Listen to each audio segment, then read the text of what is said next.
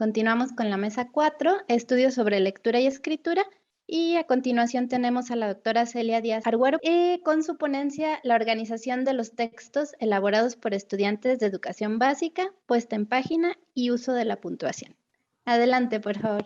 Lo que yo voy a hacer esta tarde es compartirles, bueno, el trabajo en realidad, como muchos de los otros trabajos que se están haciendo dentro del proyecto Selene, que es el Sistema para el Estudio del Lenguaje Escrito, son trabajos que, si bien es cierto, tienen una adscripción individual, en realidad son siempre el trabajo de una reflexión colectiva, y por eso me permito, después de haber hablado con los responsables de este trabajo, que son Natalia Moreno y Marcos Eli Flores. Ellos dos están haciendo una tesis para la licenciatura, y tomaron la decisión, como parte del trabajo colectivo que estamos haciendo, de analizar la puntuación, y posteriormente se dieron cuenta de que la puntuación interactuaba muy fuertemente con el uso del espacio gráfico como recursos para organizar los textos. Entonces, Natalia está trabajando fundamentalmente con los textos argumentativos, es una tesis que estoy dirigiendo yo,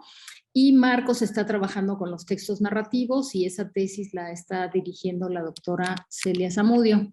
El objetivo de todo este trabajo es comprender algunos de los recursos que utilizan los estudiantes de educación básica para organizar sus textos, y me estoy refiriendo exclusivamente a dos. Ahora van a ver cuáles. Las preguntas de investigación son: ¿qué recursos utilizan para organizar los textos? ¿Y qué relación hay entre la puntuación y la organización gráfica de los mismos? ¿Cómo se va complejizando el uso de la puntuación y los recursos gráficos? Y si influye el género textual en el uso de la puntuación y el espacio gráfico.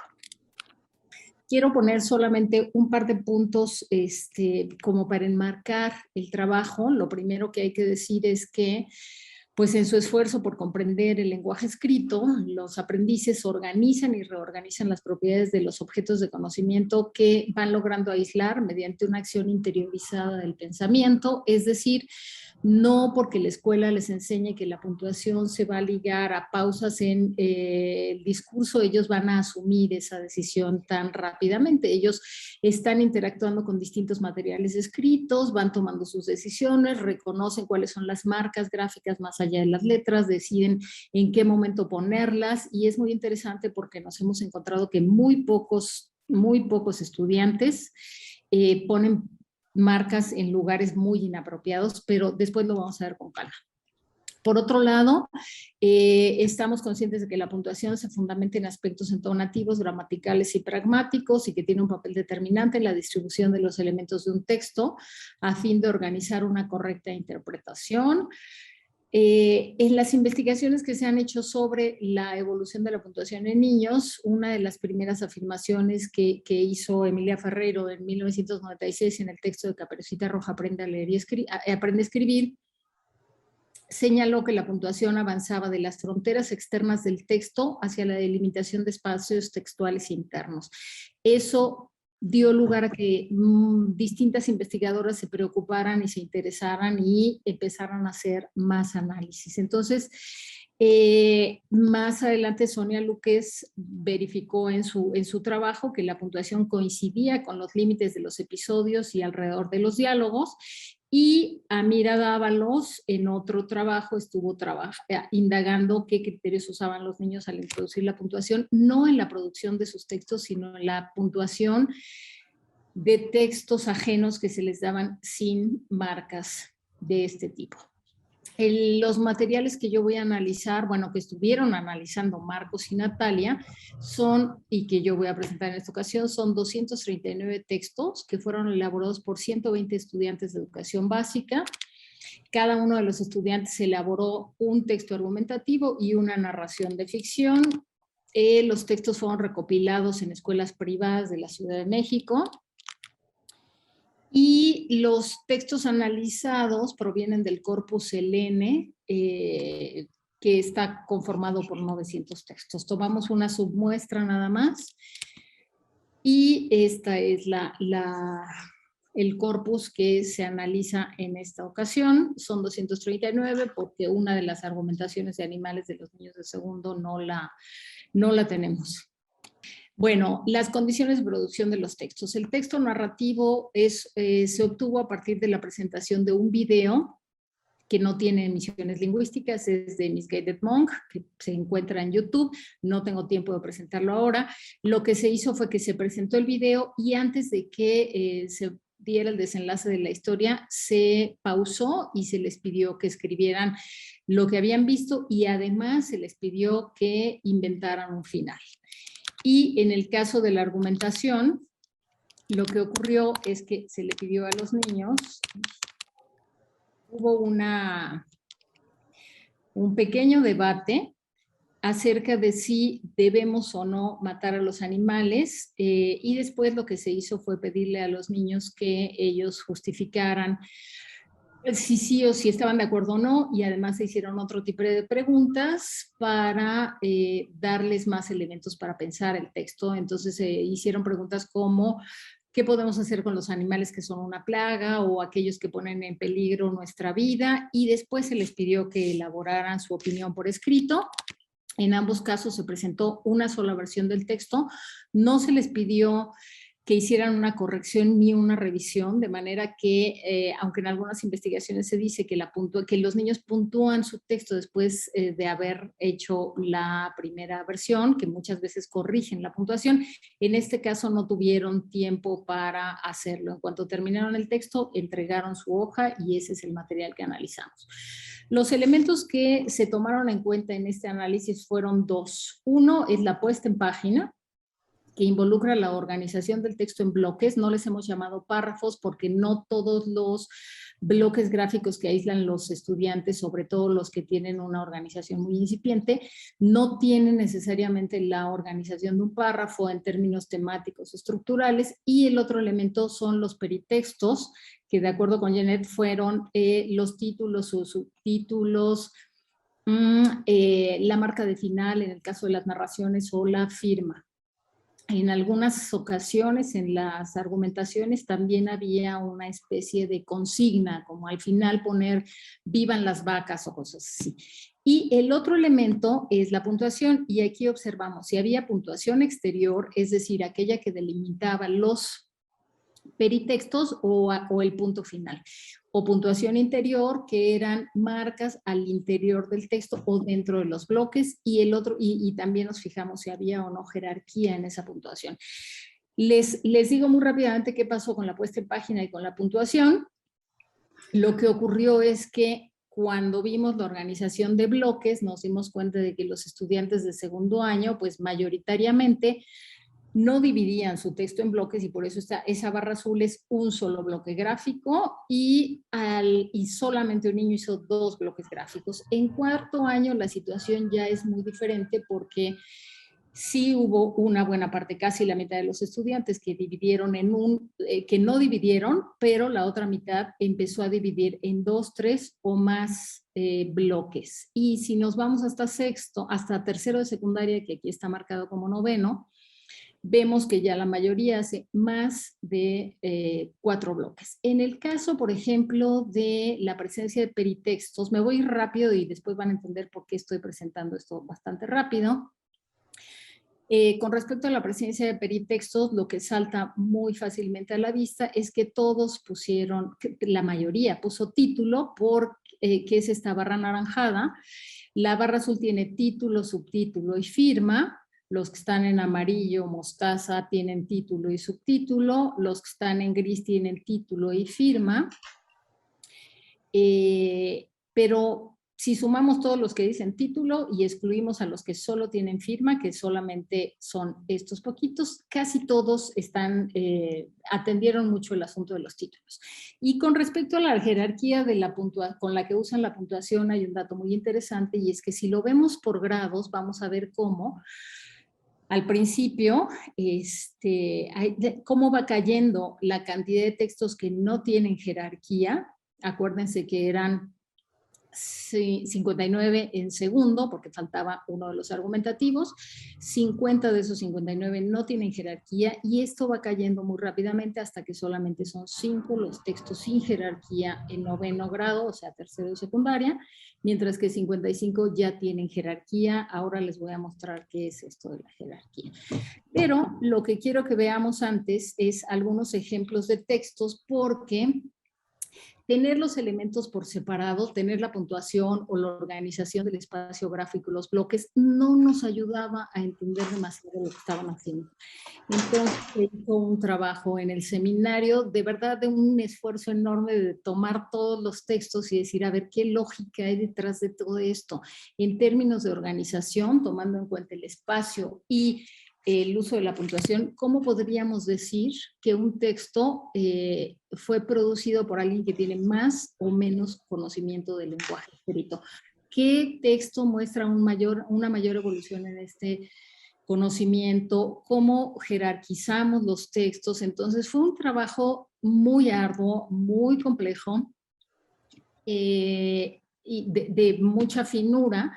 Entonces voy a mostrarles algunos ejemplos de textos. Lo que encontramos, voy a mostrarles algunos ejemplos. Teníamos algunos casos, algunos textos muy poquitos de estudiantes que no usaron ningún recurso de organización, refiriéndome, no voy a hablar aquí de los recursos sintácticos o lexicales, porque claro que que los tienen y lo hacen bien y organizan bien sus textos. Cuando me refiero a que no usaron ningún recurso, solo hablo de los peritextos, del espacio para dividir bloques o de la puntuación. Tenemos algunos como este, que es una niña de 4º año, que no usa absolutamente ningún signo de puntuación, ningún peritexto, ni nada. Los textos como este los clasificamos como la categoría 1. Encontramos después otros textos como este, pero tienen una ligera variación con respecto al anterior, y es que pueden tener algún peritexto, como esta chica, que le pone fin y después pone su firma, que es otro peritexto. Entonces tiene ahí esos dos recursos. Después empieza a aparecer la puntuación. Y lo que encontramos es textos como este, que está clasificado como categoría 2, que tiene sí un peritexto, que además está aislado del texto, y tiene un signo que es únicamente el punto final, el que marca el fin del texto. Después viene la categoría 3. Al final voy a hacer un resumen para que lo veamos completo. Viene la categoría 3 que, bueno, tiene 3 elementos al menos. Tiene un peritexto, que es el título, tiene los signos de interrogación que delimitan al título, y tiene además un punto que delimita el bloque, y empieza a aparecer la puntuación interna. Al interior del bloque hay una división que aparece por primera vez y que no estaba presente en las dos categorías anteriores. En la presentación que van a hacer más adelante, la doctora Celia Zamudio y la maestra Verónica Luna van a analizar qué tipo de contenido hay en esas unidades. Yo me voy a centrar nada más en qué hacen de manera muy general. En la categoría 4 lo que vamos a tener es niños que siguen sin dividir el texto en bloques, siguen presentándolo como una unidad completa, gráficamente hablando, pero que empiezan a introducir otros elementos. Tenemos hasta abajo fin, que es un peritexto, tenemos ese punto final, tenemos además puntos y seguido al interior de ese bloque, y tenemos comas que van delimitando unidades menores. En la categoría 5 aparece por primera vez la división en bloques. Aquí tenemos un texto que tiene 2 bloques y que además tiene puntuación. Aunque no tiene punto final, sí tiene un punto de bloque, un punto y aparte, y tiene aquí alguna coma después de existencia. Y en la categoría 6, no fui marcando cada punto porque este texto ya tiene muchísima puntuación. Algunas sirve para establecer jerarquía, algunas sirve para introducir incisos, tienen muchas comas, tienen puntos y seguido, lo divide en bloques, empieza, opino que los animales es un tema, bla, bla, bla, y después sigue con relación a la casa de los mismos, coma, usa puntos suspensivos, echa mano de las comillas, empieza a usar preguntas retóricas, divide muy bien estos bloques y empiezan a tener la característica de párrafos. Me quedo un minuto, pero no me falta mucho, y para su conclusión, etcétera. Este es el resumen de las categorías que encontramos de textos, que de verdad fue un trabajal que hicieron estos estudiantes. Este es el resumen. Lo que tenemos es la organización del espacio, que está en esta primera columna, la presencia o no de peritextos, si aparecen y si están aislados del texto, cómo usan la puntuación externa, los que no la tienen y los que sí la tienen y cómo la usan, la puntuación interna, que solo pueden tener 1 o 2 signos en total, o distintos signos para delimitar unidades de diferente nivel, o uno solo para unidades distintas al interior de un bloque, o quienes utilizan, además de eso, como la última niña que mostré, otros signos que no necesariamente establecen jerarquía.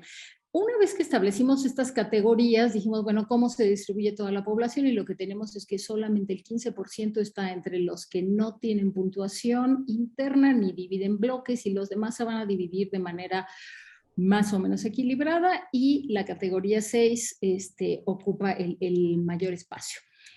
Un dato interesante es que a la hora de cruzar las categorías con los grados, lo que observamos muy claramente, y esta va a ser la última gráfica que presente antes de las conclusiones, es que los grados escolares en realidad no son el indicador del avance en el conocimiento de la organización de los textos a través de la puntuación y el espacio. Veamos lo que ocurre en segundo grado, que es la primera barra, y tenemos tenemos una realidad muy heterogénea, de manera que no podríamos decir en segundo año los estudiantes ya tienen tal conocimiento de la puntuación, y en cuarto grado tal cosa, y en sexto y en noveno.